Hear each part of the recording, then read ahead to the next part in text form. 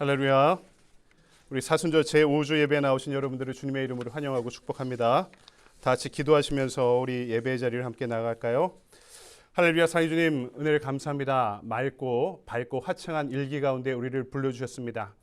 분주하고 고단한 우리의 시간들을 보내야 하지만 하나님의 은총의 빛이 우리를 비출 때 우리의 영혼도 우리의 존재도 우리의 삶도 주님 안에 더욱더 맑고 화창하고 밝은 이 축제의 예배가 될 수 있도록 인도하시고 역사하여 주시옵소서. 우리의 마음을 모읍니다. 뜻을 모읍니다. 정성을 모읍니다. 주여, 우리의 시선은 주님을 향하게 하시고 우리의 마음은 주님의 진리의 말씀으로 뛰게 하시고 세상에서 힘을 잃어버린 우리의 손과 발이 성령의 기름 부으심 가운데 구원의 참된 기쁨과 감격을 회복하는 이 축제의 예배가 될 수 있도록 인도하여 주시옵소서. 오늘 우리의 예배와 찬양을 받으시는 주님께 감사드리오며 거룩하신 주 예수 그리스도의 이름으로 기도드리옵나이다. 아멘. 함께 찬양하며 우리 예배 자리로 나갈까요?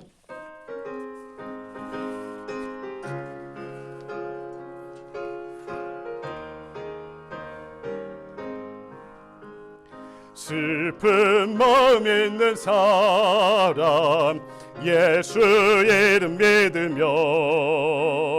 영원토록 변함없는 기쁜 마음 얻으리. 예수의 이름이 세상의 소망이요 예수의 이름이 천국의 기쁨일세. 거룩하신 주의 이름 너의 방패 삼으라. 환난 시험 당할 때에 주께 기도드려라. 예수의 이름은 세상의 소망이요 예수의 이름은 천국의 기쁨일세. 존귀하신 주의 이름 우리 기쁨 되도다. 주의 품에 안길 때에 기뻐 찬송 부르리. 예수의 이름은 세상의 소망이요 예수의 이름은 천국의 기쁨일세. 우리 갈 길 나간 후에 보좌 앞에 나가 왕의 왕께 경배하며 멸육관을 드리리. 아멘. 예수의 이름은 세상의 소망이요 예수의 이름은 천국의 기쁨일세. 예수의 이름은 예수의 이름은 천국의 기쁨일세. 아멘.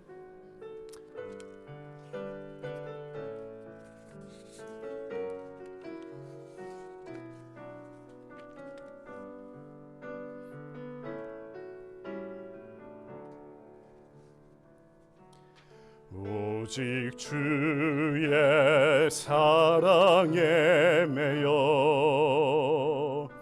내 영 기뻐 노래합니다. 이 소망의 언덕 기쁨의 땅에서 주께 사랑드립니다. 오직 주의 임재 안에 갇혀 내 영 기뻐 찬양합니다. 이 소명의 언덕 거룩한 땅에서 주께 경배드립니다. 주께서 주신 모든 은혜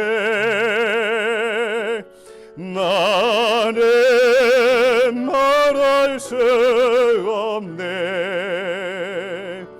내 영혼 즐거이 주 따르렵니다. 주께 내 삶 드립니다. 다시 한번 찬양합니다. 오직 주의 사랑에 매여 내 영 기뻐 노래합니다. 이 소망의 언덕 기쁨의 땅에서 주께 사랑 드립니다. 오직 주의 임재 안에 갇혀 내 영 기뻐 찬양합니다.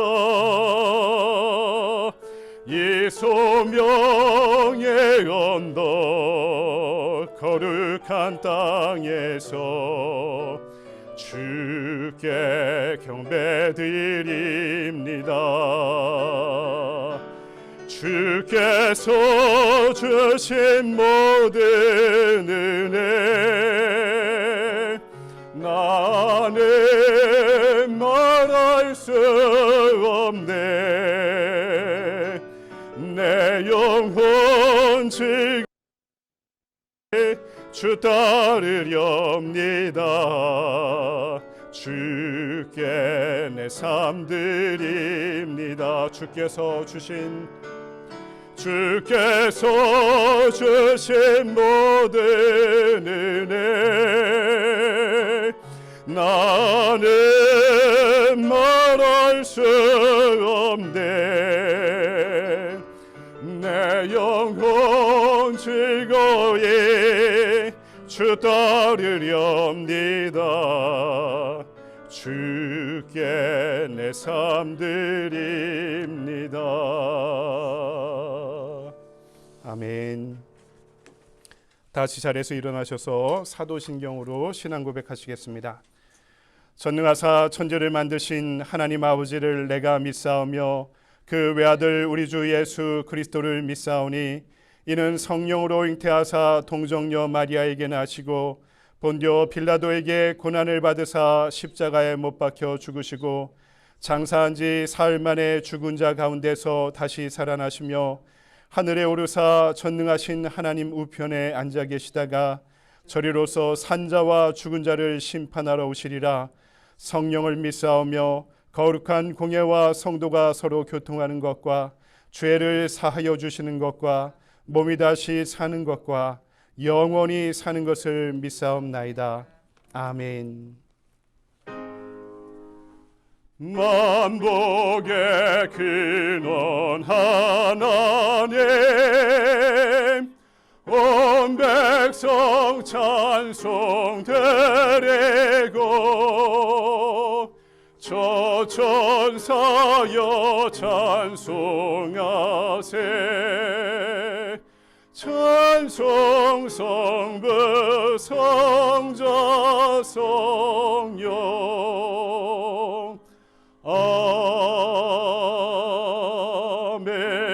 아멘.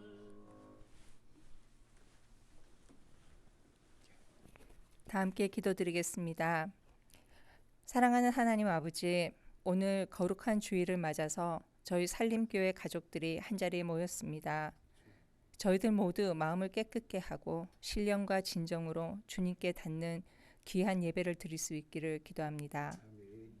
저희 사랑하는 산림교회 세상을 살리는 공동체라는 비전 아래 믿음으로 시작한 지 이제 1년에 가까운 시간이 흘렀습니다. 그 시간 동안 주님이 주신 많은 은혜와 축복을 생각할 때 참으로 감사하고 또 감사드립니다. 그러나 또한 저희들 진정 세상을 변화시키고 살릴 수 있을 만큼 기도하고 있는지, 사랑하고 있는지, 그만큼의 사명감을 가지고 있는지 돌아보고 회개합니다. 오늘 저희 교회 새로운 가족을 맞이하는 입교식이 있음을 감사드리고 또 주님의 놀라운 은혜와 축복을 기대하고 기뻐합니다. 그리고 이제 새로운 가족들과 더욱더 힘을 합하여 어렵고 힘든 세상 속에서 따뜻하고 아름다운 교회로 굳건히 서게 하시고 아픈 사람들, 연약한 사람들, 상한 사람들이 이곳에서 회복되고 주님의 영광을 보게 하는 교회로서의 사명을 다하게 하여 주옵소서. 겸손한 믿음과 깊이 있는 영성, 치열한 말씀의 능력을 갖추신 저희 이준현 목사님, 주님의 몸된 교회를 이끌게 하심을 감사드립니다. 더욱 성령의 능력을 부어주셔서 이 살림교회를 진정한 주님의 제자들을 길러내는 교회의 본질적 역할을 다할 수 있도록 축복하시고 인도하여 주옵소서. 주님, 오늘도 주님을 찬양하고 예배합니다. 그 놀라우신 사랑을 감사드립니다. 오늘 저희 살림교회의 이 예배가 주님 기뻐하시는 예배가 되기를 간절히 소망하며 이 모든 말씀 우리 주 예수 그리스도의 이름으로 기도드리옵나이다. 아멘. 아멘. 감사합니다. 우리 교회 소식을 함께 나누도록 하겠습니다. 그 전에 우리 앞뒤 좌우로 함께 오신 분들 인사 나눌까요? 사랑합니다. 환영합니다. 축복합니다. 오늘 저희 교회 반가운 분들이 방문하셨는데요. 김경완 목사님, 김성은 사모님, 우리 김도영 집사님, 김영지 집사님 가정에 우리 동생 되시는데요. 연합감리교회 목회하시다가 지금 미국에서 군목, 아미 채플린으로 지금 사역 중에 계십니다. 오랜만에 방문하셔서 저희 교회 방문하셨는데 연합감리교회 계실 때 또 연회에서 얼굴을 한번 뵀던 적이 있습니다. 우리 목사님 사모님 큰 박수로 환영해 주시기 바랍니다. 네, 환영합니다. 축복합니다. 네, 감사합니다. 끝나고 또 인사 잘 나눠주시기를 바랍니다. 우리 다음 주가 교회 창립 1주년 기념주일입니다. 벌써 우리 1주년이 다 되었는데요. 1주년을 기념하며 이 자리에서 함께 모여서 우리 예배로 하나님께 영광 돌리려고 합니다. 특별한 행사는 없고요. 우리 유스 아이들이랑 또 첫째 주이기 때문에 성찬을 나누고 또 우리 떡을 나누면서 우리 기쁨을 또 즐거움을 함께 나누려고 합니다. 그리고 저희가 지난주에 말씀드렸듯이 1주년과 함께 케냐 최인호 한지서 선교사님 국제 기아 대책 소속 선교사님들을 지원하기로 했는데요. 우리가 교회가 어려운데 어떻게 선교할 수 있느냐 이런 걱정들도 있으실 수 있는데 어려울 때 선교하지 못하면 교회가 커져도 선교하지 못하게 될 겁니다. 어려운 살림 가운데 우리가 선교의 지경을 넓혀간다면 하나님께서 더 큰 것으로 반드시 채워주시리라 믿습니다. 교회가 존재하는 큰 목적 중에 하나가 전도하고 선교하는 일이기 때문에 여러분 그 마음으로 우리 함께 후원하고 선교하고 기도하는 그런 관계가 되었으면 좋겠습니다. 5월 사역위원회가 5월 11일 날 우리 있는데요. 토요일 새벽기도 끝나고 우리 김도영 집사님 산장에서 함께 모여서 1주년을 돌아보고 새로운 한 해를 준비하면서 마음을 모아서 또 새로운 비전을 함께 나누는 시간들 함께 가지려고 합니다. 위에서 기도해 주시고 우리 사역위원들 함께 참여해 주시기 바랍니다. 다른 광고는 주보를 참고해 주시고 이 시간 다 같이 자리에서 일어나셔서 213장 1절 부르시면서 준비하신 예물 하나님께 드리겠습니다. 나의 생명 드리니 주여 받아 주셔서 세상 살아갈 동안 찬송하게 하소서. 아멘. 할렐루야. 사랑의 주님, 모든 시간을 돌아보면 주님의 은혜임을 고백합니다. 그리고 앞으로도 하나님의 은혜와 사랑으로 우리와 영원토록 함께하여 주실 것을 믿으며 고백하고 주님을 찬양합니다.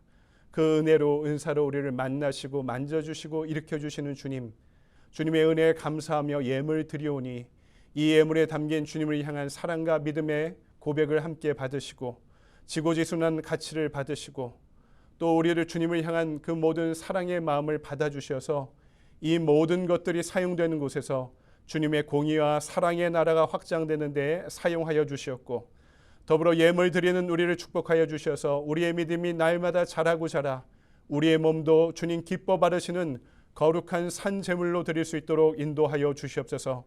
그리하여 우리가 살아가는 모든 시간 깨어 동행하는 예배의 시간 되게 하시고, 두렵더라도 세상을 향해 한 걸음 한 걸음 나아갈 때 우리의 손을 굳게 붙잡고 동행하시는 주님께서 그 모든 땅을 다스리시어서 우리의 가정과 일터가, 우리의 교회가, 우리의 세상이 하나님의 나라가 되어갈 수 있도록 인도하시고 축복하여 주시옵소서. 오늘 방문한 가정을 축복하시고 돌아가는 발걸음을 이끌어 주시었고, 특별히 그동안 7주간의 교육을 마치고 입교하는 우리 3명의 사랑하는 성도들을 축복하여 주셔서 한 교회의 일원이 될 뿐만 아니라 하나님의 몸된 교회를 이루는 지체가 되어가서 서로를 세워주고 견고히 서로를 넉넉히 지지할 수 있는 우리 신앙의 복된 인연과 만남과 동역이 우리 안에 이루어질 수 있도록 인도하시고 축복하여 주시옵소서. 오늘 우리의 예배와 예물을 받으시는 주님께 감사드리오며 거룩하신 주 예수 그리스도의 이름으로 기도드리옵나이다. 아멘.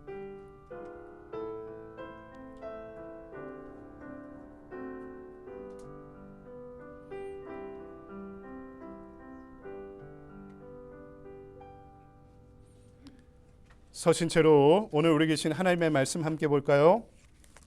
빌립보서 2장의 말씀입니다. 신약성경 빌립보서 2장 5절로부터 8절까지의 말씀, 저 한 절 여러분 한 절씩 번갈아 교독하도록 할까요?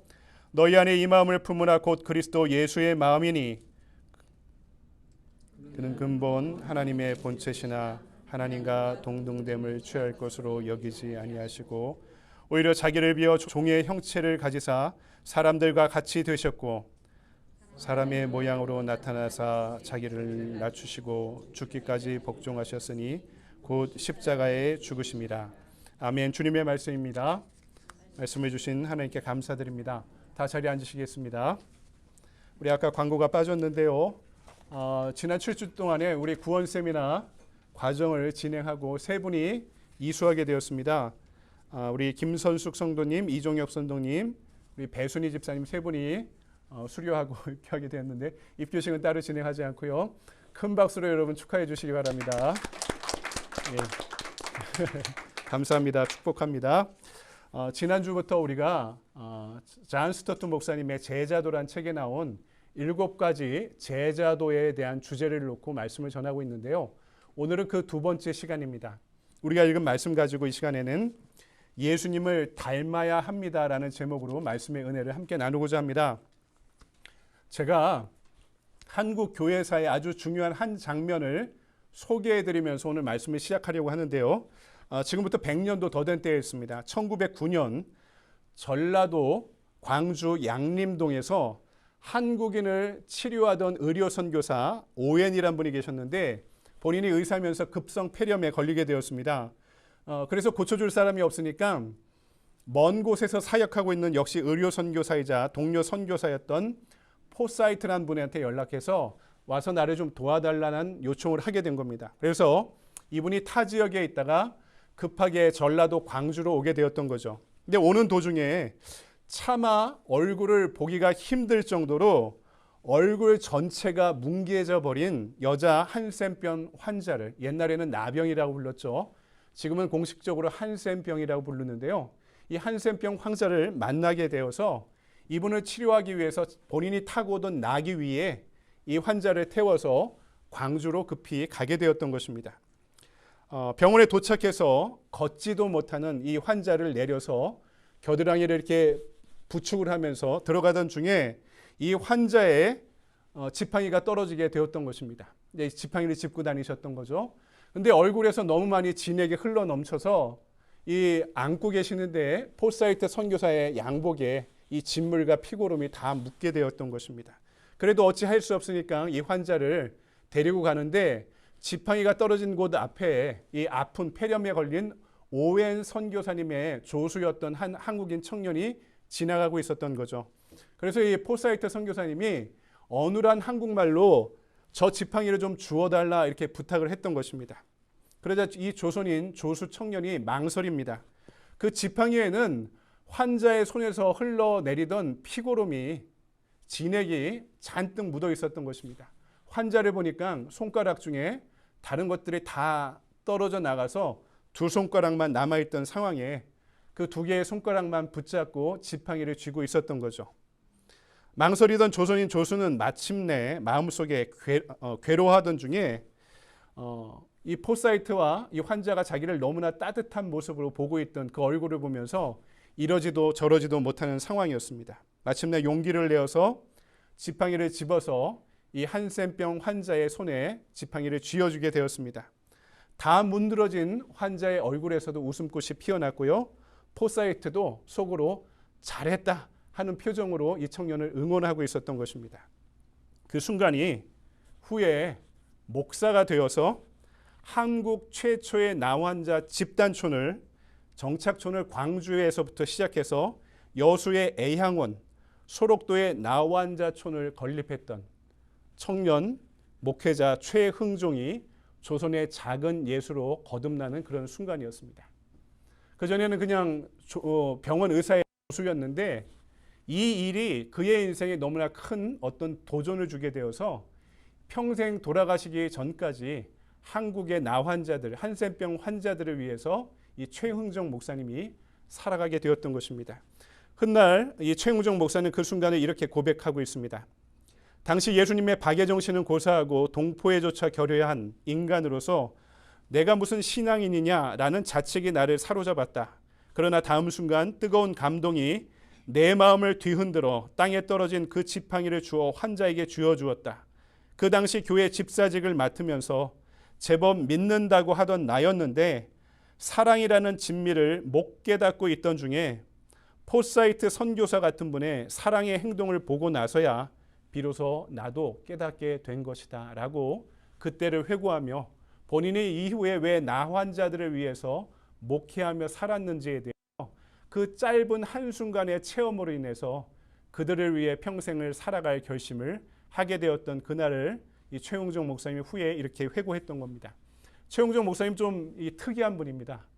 상해 임시정부에 스카우트 받을 정도로 지역의 독립운동가로 큰 역할을 하기도 하셨고 또 해방 후에 정부의 인사로 요직으로 발탁되어 함께 일해달라는 요청을 거부하고 돌아가시기 전에 어떻게 돌아가셨냐면 집에 들어가셔서 물도 안 마시고 음식도 안 드시고 자신의 죽음을 준비하셨는데 무려 40 며칠 동안 그 기록을 보니까 물 한 모금 안 마시고 40 며칠 동안의 시간을 지내시다가 하나님의 품으로 돌아가셨다는 그런 기록이 나와 있을 정도로 참으로 기인과 같은 삶을 사셨던 분이었습니다. 한 30년 전부터 유럽의 신학자들 중에 사회학적 방법론으로 신약 성경을 해석하는 분들이 있었는데요. 이분들이 중요한 신약 성경의 개념을 발전하기 시작했습니다. 어떤 고민 가운데 도전과 질문을 하면서 초대교회를 분석하기 시작했는데 이런 것들이었습니다. 왜 예루살렘 모교회가 화석화되고 그 역할을 하지 못하고 시리아나 안디옥에 있는 그 소아시아 지역의 교회들이 급성장하면서 선교 공동체로 발전하게 되었는가 하는 것들이 이들의 고민과 질문이었습니다. 이분들이 이것을 연구하다가 깨닫게 된 것은 이런 것들이었습니다. 예루살렘 모교회가 예수를 모방하려고만 했지 그분을 따르지 않았다는 결론이었습니다. 오히려 예수님을 한 번도 만난 적 없었던 시리아나 소아시아 지역의 성도들이 예수님을 인격적으로 영접하고 예수님의 제자도를 따라 그분의 제자가 되고자 하는 노력들을 해오게 되었던 것입니다. 그러면서 이들이 초대교회의 가장 강력한 공동체로 발전하게 되었다는 분석이었습니다. 예수님을 인격적으로 영접해 그분을 따르려고 하는 핵심적인 근원은 바로 예수의 마음을 품고 살아가는 것이었습니다.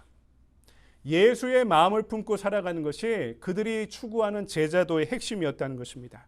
오늘 우리가 읽은 이 말씀은요, 신약 성경의 그리스도 찬가라고 불리는 대목입니다. 이 본문의 말씀을 묵상하면서 그렇다면은 우리가 품어야 되는 예수의 마음이 무엇인가?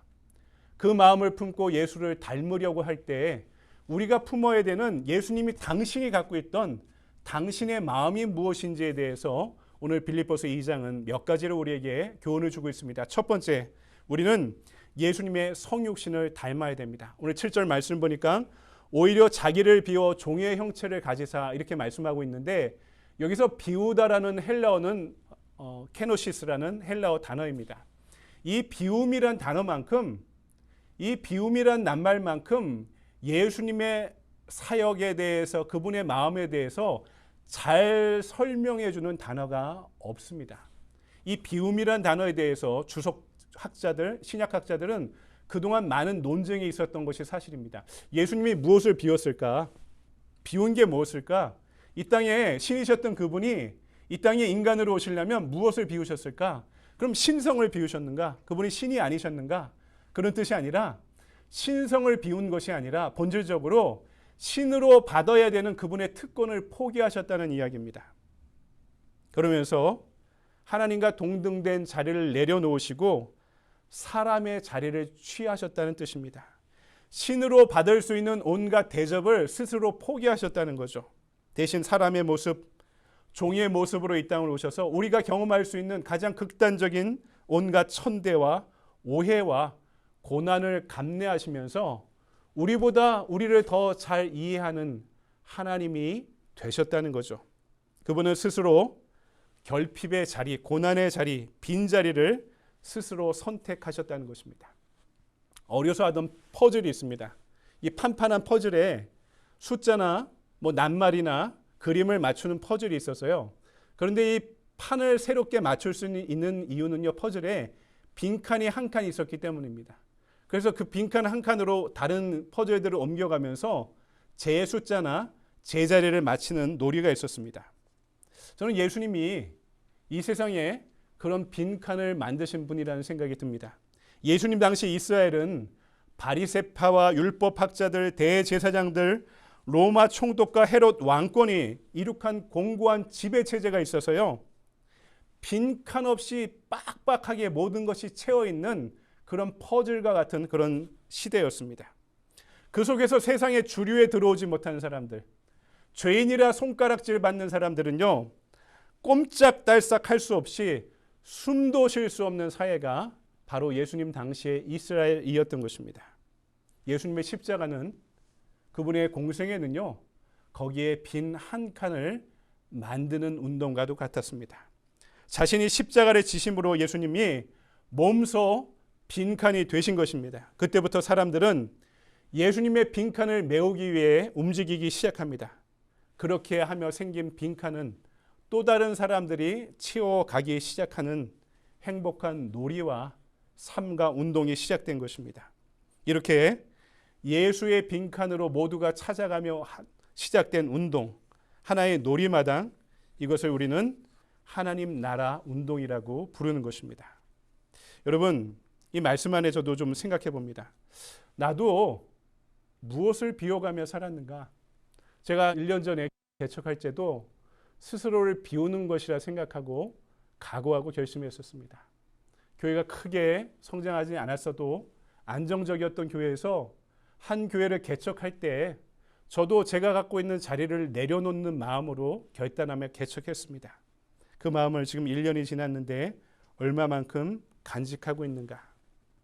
여러분도 스스로 한번 생각해 보시기 바랍니다. 나도 이 빡빡한 세상 가운데 어떻게 하나의 빈자리를 빈칸을 만들어내기 위해 살아왔는가? 성공을 목표로 쉼없이 빠른 속도로만 살아왔지 누군가의 구원을 위해 내가 얼마만큼의 시간을 투자하며 헌신한 적이 있었던가? 나의 씀씀이를 줄여가며 소외된 이웃을 위해 나 자신을 얼마나 내어주려 했던가? 예수님께서 스스로 빈칸이 되시고 스스로 결핍을 선택하셨다는 것은 우리에게 있는 모든 결핍과 상처들, 신분의 문제가 있을 수 있고 살아가며 경제적인 문제도 생기고 육체에 여러 가지 질병도 생기는 이 모든 것들이요. 그렇게 생각해 본다면 죄의 결과가 아니라 은혜의 통로가 될 수 있다는 사실을 기억해야 됩니다. 내 인생이 너무 빡빡하게 채워져 있으면요, 하나님 없이 살아갈 수 있다고 생각하게 될 겁니다. 뭔가 빈칸이 있기 때문에, 뭔가 내 인생에 결핍이 있기 때문에 우리가 그것 때문에 하나님을 더 찾고 의지할 수 있는 존재가 되었다면, 그 빈칸은 우리 인생에 그렇게 채우고 노력해도 아직 갈망하며 허덕이고 있는 그 빈칸은요, 죄의 결과나 성공하지 못했다는 증거가 아니라 오히려 하나님을 더 만날 수 있는 축복의 통로가 될 수 있다는 사실을 우리는 기억해야 될 것입니다. 그래서요, 우리 교회 안에서만은 좀 빈칸을 드러내놓고 좀 살아도 됩니다. 우리가 세상을 살아가는 텐션이 있어요.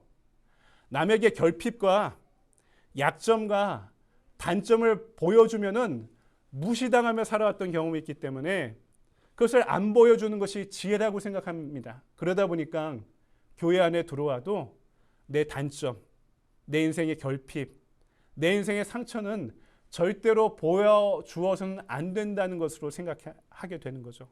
그러니까 우리 인간관계가 교회 안에서도 너무나 빡빡해지는 겁니다.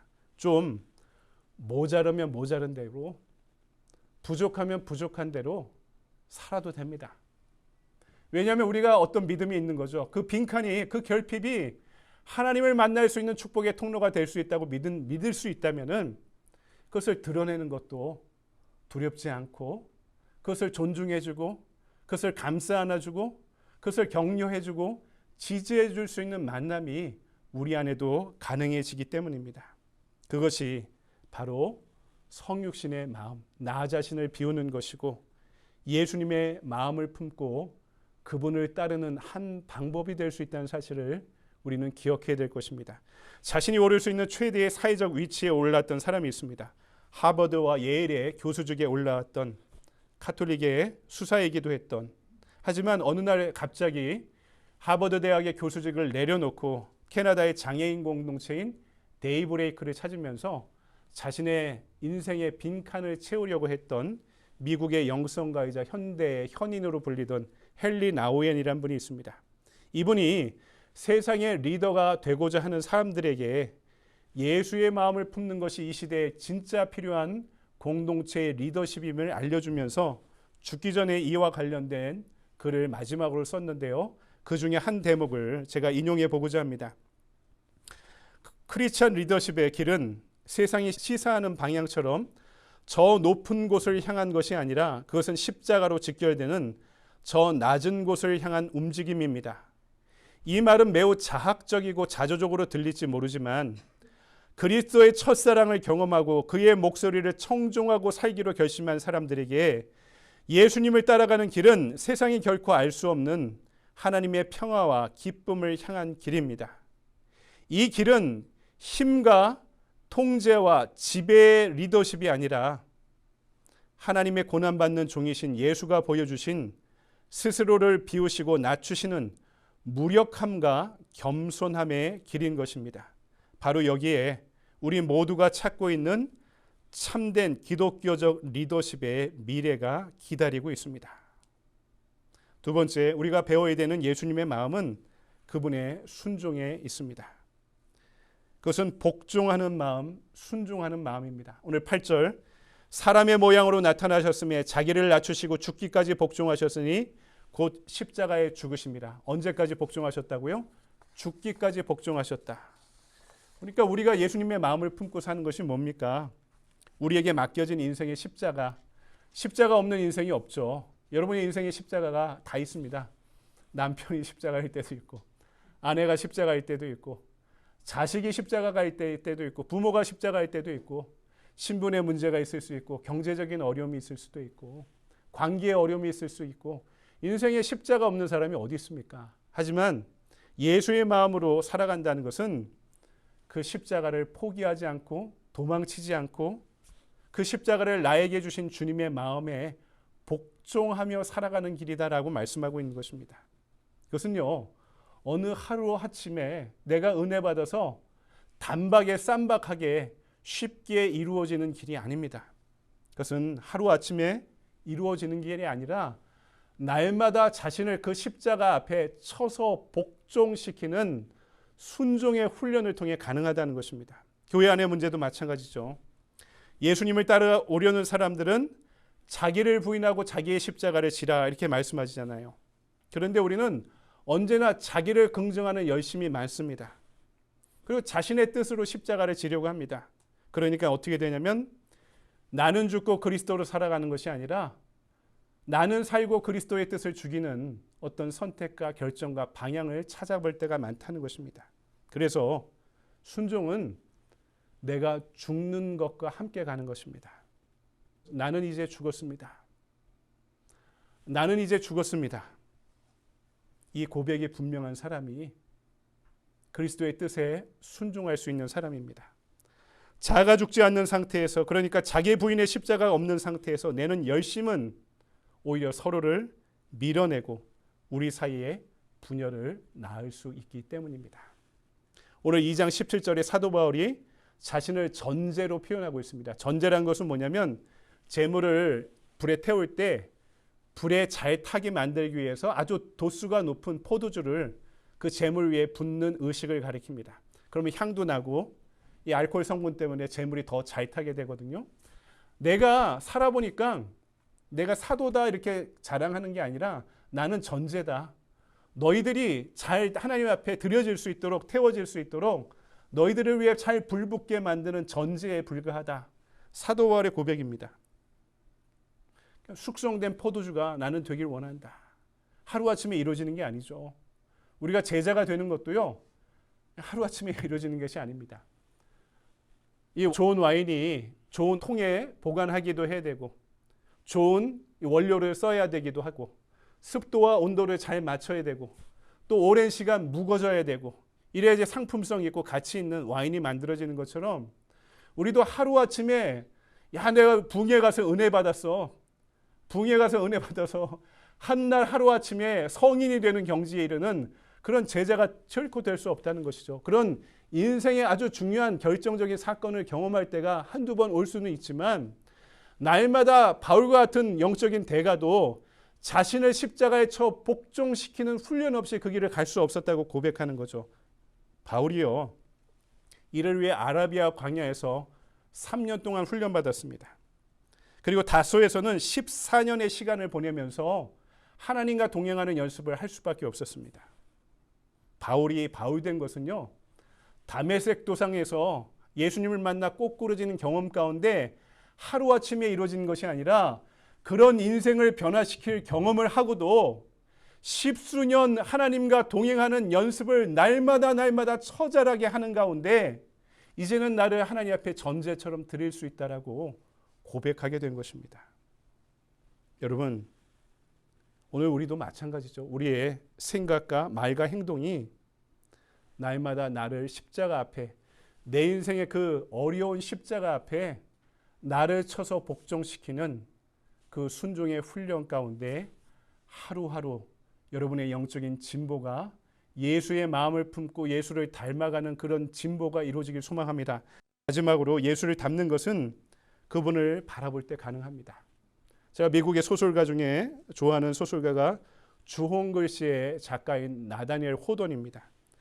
이분의 소설을 언제 처음 봤냐면 제가 한국에서 학교 다닐 때, 세대가 비슷한 분은 기억할지는 모르겠는데 중학교 교과서인지 고등학교 교과서인지 나다니엘 호돈의 단편 소설인 큰바의 얼굴이라는 소설이 국어 교과서에 실려 있던 적이 있었습니다. 읽었던 기억이 나죠. 여러분도 기억하실 것입니다. 소설의 주인공이 어네스트라는 그런 소년 어린아이였습니다. 근데 어려서부터 엄마에게 어떤 전설을 들으면서 꿈을 꾸고 살아갑니다. 그 지역에 있는 인디안들, 지금은 인디안이라는 표현을 안 쓰죠. 퍼스트 아메리칸 또는 네이티브, 아메리칸 네이티브 이런 표현들을 많이 쓰는데요. 거기에 있는 그 원주민으로부터 내려온 어떤 전설이 있는데 이 큰 바위 얼굴이 실제 존재했던 바위더라고요. 한국에 있을 때 몇십 년 전에 이 벼락이 쳐서 큰 바위 얼굴의 일부가 무너졌다 이런 외신을 본 적이 있었는데요. 이 얼굴과 똑같은 어떤 현인이 이 땅에 태어나서 이 땅을 구원할 것이다라는 전설이 있었습니다. 그래서 이 어네스트가 이 전설을 듣고 평생을 꿈꾸며 살아갑니다. 아, 언젠가 나는 저 바위와 같은 사람을 꼭 만나고 싶다. 그게 평생의 꿈이었죠. 날마다 시간이 있을 때마다 멀리 있건 가까이 있던 그 바위를 보면서 그 바위를 마음에 품고 살아가게 되었던 것입니다. 그러던 중에 외지에 나가 크게 성공한 사업가가 고향으로 돌아옵니다. 전쟁을 승리로 이끈 전쟁 영웅이 고향에 돌아오기도 합니다. 유명한 정치가가 고향으로 은퇴에 복귀할 때도 있었습니다. 그때마다 사람들은 그분들을 그들이 그토록 기다리던 큰 바위 얼굴이다라고 기대했었습니다. 하지만 얼마 지나지 않아서 그들의 마각이 드러났고 동네 사람들은 유명한 사람들이 올 때마다 그들의 기대가 무너지는 경험을 하게 되었던 것입니다. 시간이 지나 어네스트는 자라서 지역의 로컬 처치의 목사가 됩니다. 또 세월이 더 흘러 어네스트는 노인이 되어갔고요. 큰바의 얼굴은 영영 그 지역에 나타나지 않았다고 합니다. 그러던 중에 숭고한 영혼을 소유한 맑은 눈의 시인이 그 지역을 방문해 어네스트와 교제를 하던 중에 광장에서 이루어지고 있던 그의 설교를 듣게 되었습니다. 그리고 나서 그 시인이 그 소설에서 이렇게 외칩니다. 보십시오. 큰바의 얼굴입니다. 어네스트야말로 살아있는 큰바의 얼굴입니다. 그의 모습을 보면서 시인이 영감을 얻게 되었던 거죠. 그러니까 이 소설의 내용이 뭡니까? 큰바의 얼굴을 평생 마음에 품고 있던 사람이 그 바위를 닮아가는 인생을 살아가게 되었다는 거죠. 여러분, 그렇죠. 무엇인가 꿈꾸고 무엇인가 바라볼 때 그것을 닮아가게 되어 있습니다. 근데 성경은요, 우리가 오직 주님을 바라볼지라, 주님을 날마다 바라볼 때 그분을 마음에 품고 그분을 닮아갈 수 있다라고 말씀하는 거죠. 신학자이며 설교가이기도 한 김영복 목사님이라는 분이 계시는데요. 이분이 이 소설이 고린도후서 3장 18절로부터 영감을 받은 소설이다 이렇게 소개했습니다. 그 말씀을 읽어볼까요?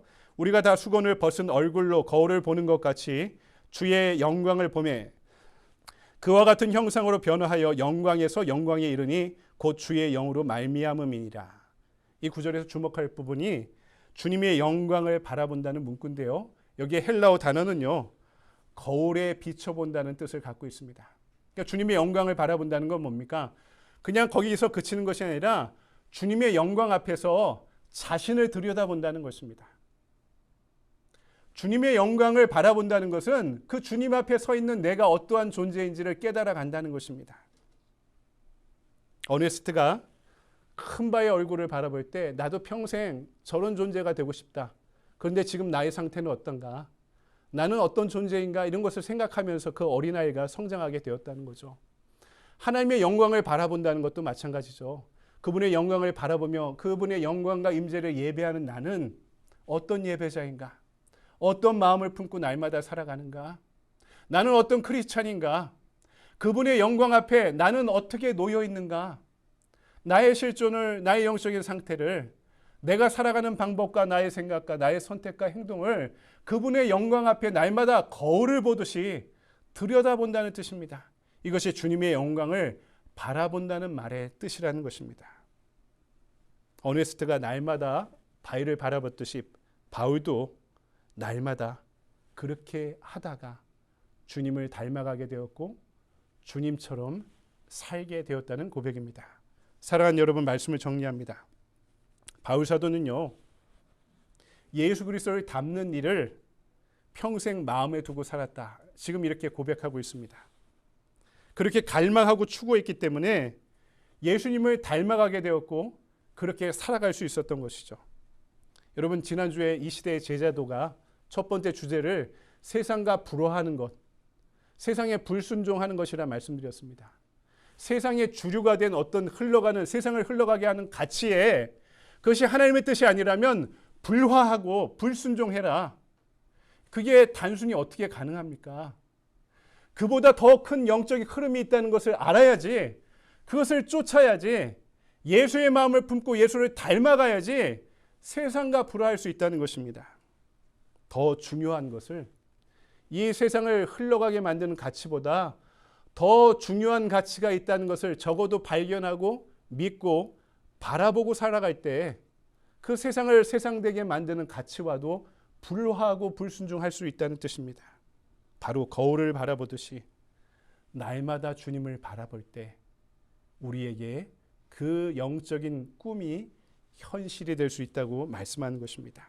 우리가 품어야 되는 예수님의 마음은 날마다 낮고 천한 곳으로 내려오신 그분의 성육신의 마음입니다. 죽기까지 십자가에 복종하신 그분의 순종의 마음입니다.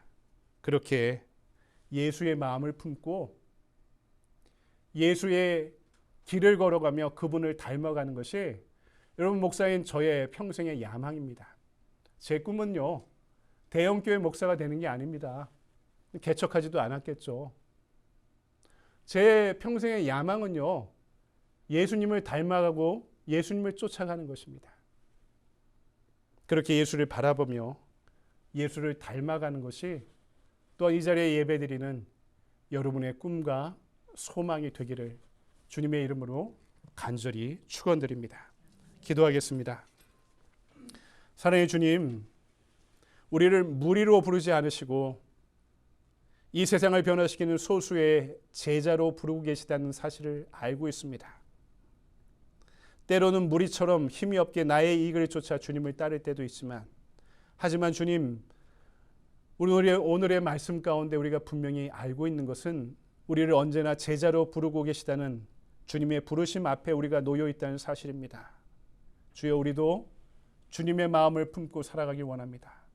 낮고 천한 것을 두려워하지 않으셨던, 자기 비움의 길을 걸어가셨던 주님처럼 우리도 이 세상에, 그리고 서로가 서로에게 하나의 빈칸이 되어줄 수 있도록 인도하여 주시옵소서. 자기의 뜻이 주님의 뜻 앞에 서는 이 시대에서 나만은 내가 죽고 그리스도로 사는 십자가에 순종하는 마음으로 살아가게 하여 주시옵소서. 세상이 너무나 빨리 변하고 혼란하기에 그것을 바라보며 넋 놓고 손 놓고 살아가는 것이 아니라, 그 빠른 변화의 세상 가운데도 변치 않는 주님을 바라보면서 우리도 주님을 닮아가며 이 혼란한 세상 가운데 흔들림 없이 중심이 되어갈 수 있도록 주여 우리를 인도하시고 가르치시고 동행하시고 축복하여 주시옵소서. 거룩하신 주 예수 그리스도의 이름으로 감사하며 기도드리옵나이다. 아멘. 우리 다 같이 자리에서 일어나셔서 찬송가 442장 주신 말씀 기억하며 함께 찬송하겠습니다.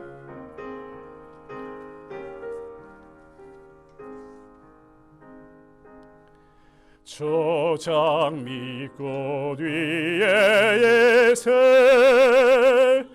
아직 맺혀 있는 그때에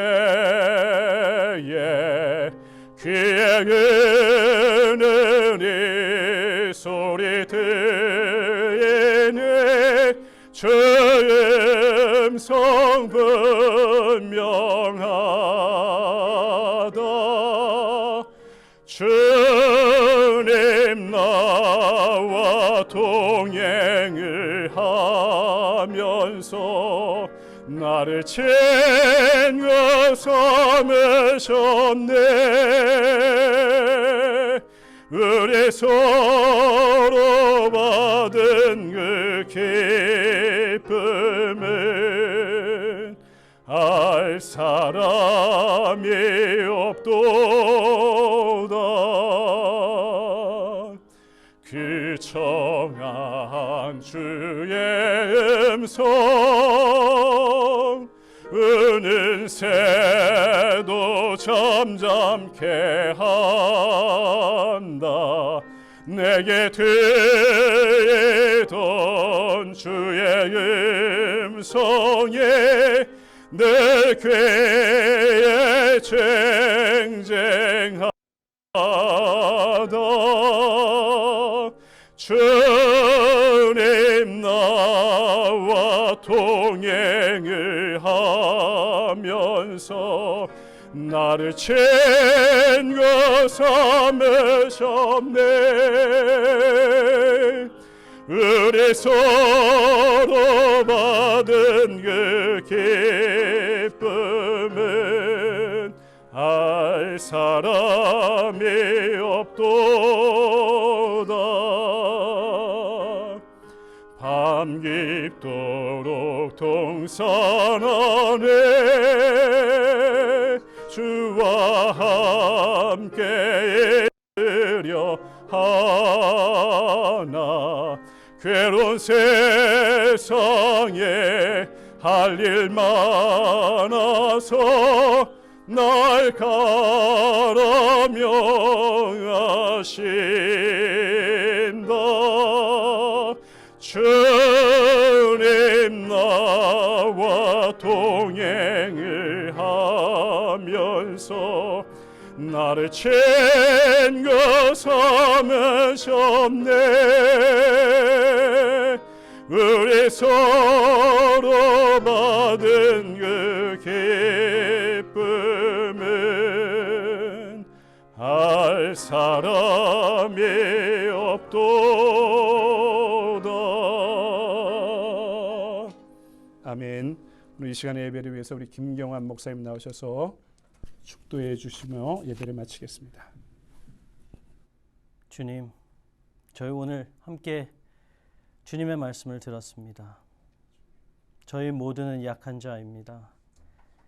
저희의 능력은 오직 주님께서 주시는 은혜밖에 없습니다. 이 온 세상의 죄를 짊어지시고 어린 양으로 죽으신 예수 그리스도를 따라 저희도 십자가에 못 박혀 죽기를 원합니다. 그리하여서 저희가 믿음으로 살고 부활하신 예수 그리스도와 함께 그 성령님의 능력으로 매일매일 살기를 원합니다. 그럼으로써 저희가 이 세상을 살릴 수 있는 능력, 성령님의 능력이 저희와 함께 임하게 하여 주시옵소서. 이 귀하게 모인 살림교회 주님께서 축복하여 주시고 매일매일 예수님을 본받아 예수님과 함께 동행하며 예수님의 능력으로 살아가는 우리 귀한 주님의 공동체가 되도록 인도하여 주시옵고 매일매일 참으로 주님의 나라를 형성해 나가는 그러한 참으로 귀한 일꾼들이 되도록 하나님 축복하여 주시옵소서. 지금은 우리 주 예수 그리스도의 은혜와 크신 하나님의 사랑과 매일매일 우리를 통해서 역사하시는 성령님과 함께 하시는 우리 귀한 성령들 위해 주님 함께하여 주시옵소서. 아멘.